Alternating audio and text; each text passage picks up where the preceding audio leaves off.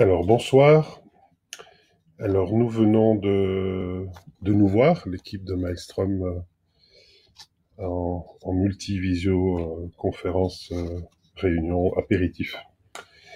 Et nous étions plus que quelques-uns vers la fin, et donc j'ai proposé à chacun de choisir un poète ou un poème pour les lire à ces personnes, les dire à ces personnes. Et donc à Fabien, Tom, Marcello, Cindy et Mathieu. Pour Fabien Di Maria, un poème inédit de son papa, Rio Di Maria.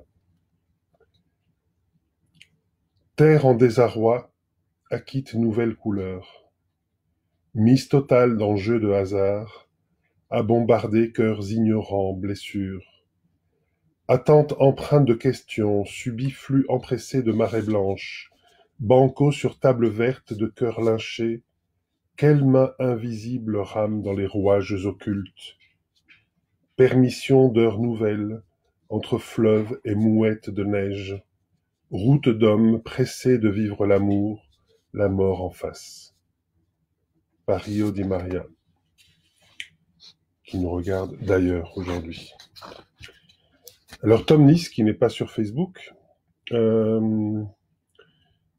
voulait que je lui dédicace et je lise ce poème de Caroline Lamarche, poème pour ne pas partir seule, avec lequel Caroline a participé entre autres au collectif des fleurs de funérailles du poète national. Poème pour ne pas partir seul. On est entouré, mais peu. 2 ou 3 personnes suffisent pour vous aider à faire le chemin vers la lumière, le cri. On meurt entouré, mais peu. 2 ou 3 proches suffisent pour vous aider à faire le chemin vers le silence, l'ombre.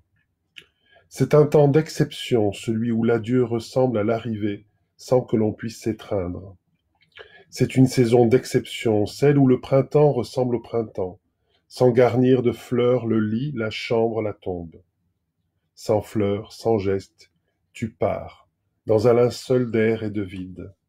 Seuls les bourgeons tendrement dépliés te célèbrent, têtus et pleins d'espoir. Le jour viendra où, grandis, sauvés de la menace du froid, ils mêleront leurs gestes fleuris, leurs caresses de vent, leurs semences pour demain. Le jour viendra où ils échangeront leurs souvenirs du temps où il fallait s'aimer sans main, se toucher avec les yeux. Le jour viendra où nous aussi, avec nos bras, comme des branches, nos cœurs comme de l'aubier tendre, nos mains comme des feuilles palpitantes, nous nous toucherons, nous nous embrasserons, nombreux, frémissants, enfin serrés autour de toi. Alors pour Marcello Oro, Souffle, au pluriel, de Birago Diop. Écoute plus souvent les choses que les êtres. La voix du feu s'entend. Entends la voix de l'eau. Dans le vent, le buisson en sanglots. C'est le souffle des ancêtres. Ceux qui sont morts ne sont jamais partis. Ils sont dans l'ombre qui s'éclaire, et dans l'ombre qui s'épaissit. Les morts ne sont pas sous la terre. Ils sont dans l'arbre qui frémit. Ils sont dans le bois qui gémit. Ils sont dans l'eau qui coule. Ils sont dans l'eau qui dort. Ils sont dans la case. Ils sont dans la foule. Les morts ne sont pas morts. Écoute plus souvent les choses que les êtres. La voix du feu s'entend. Entends la voix de l'eau, écoute dans le vent le buisson en sanglots. C'est le souffle des ancêtres morts, qui ne sont pas partis, qui ne sont pas sous la terre, qui ne sont pas morts. Ceux qui sont morts ne sont jamais partis. Ils sont dans le sein de la femme, ils sont dans l'enfant qui vagit, et dans le tison qui s'enflamme. Les morts ne sont pas sous la terre, ils sont dans le feu qui s'éteint, ils sont dans les herbes qui pleurent, ils sont dans le rocher qui geint, ils sont dans la forêt, ils sont dans la demeure. Les morts ne sont pas morts. Écoute plus souvent les choses que les êtres. La voix du feu s'entend. Entends la voix de l'eau. Écoute dans le vent le buisson en sanglots. C'est le souffle des ancêtres.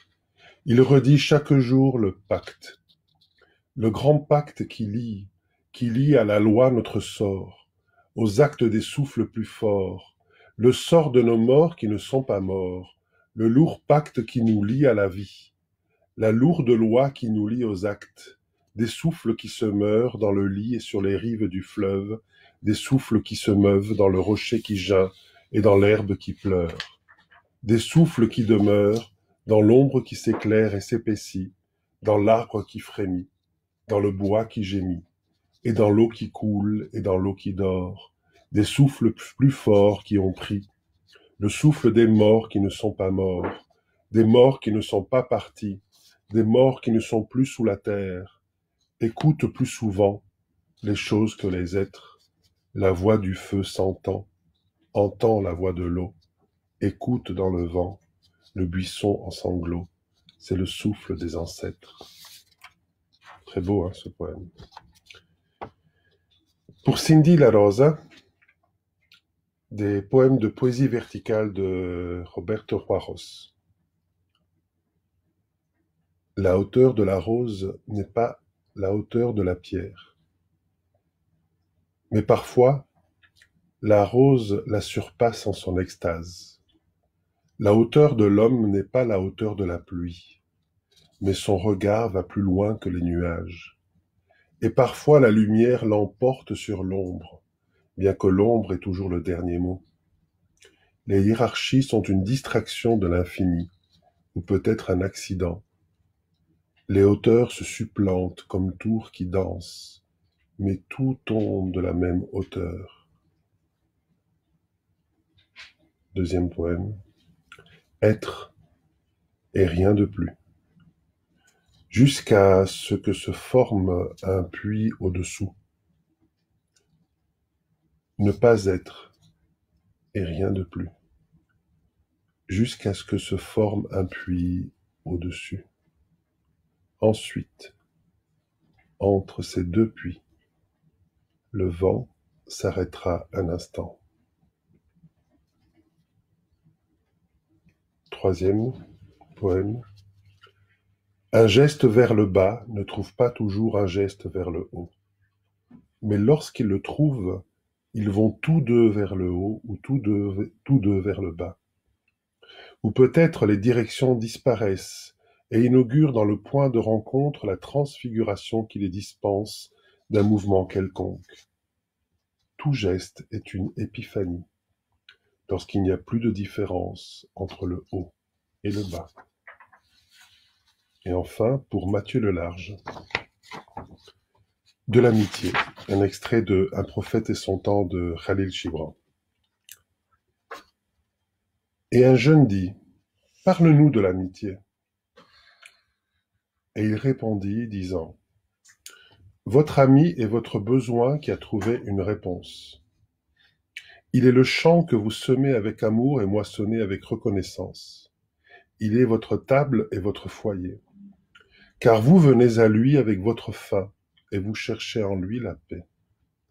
Lorsque votre ami parle de ses pensées, vous ne craignez pas le non de votre esprit, ni ne refusez le oui. Et quand il est silencieux, votre cœur ne cesse d'écouter son cœur. Car en amitié, toutes les pensées, tous les désirs, toutes les attentes naissent et sont partagées sans mots, dans une joie muette. Quand vous vous séparez de votre ami, ne vous désolez pas, car ce que vous aimez en lui peut être plus clair en son absence, comme la montagne, pour le randonneur, est plus visible vue de la plaine.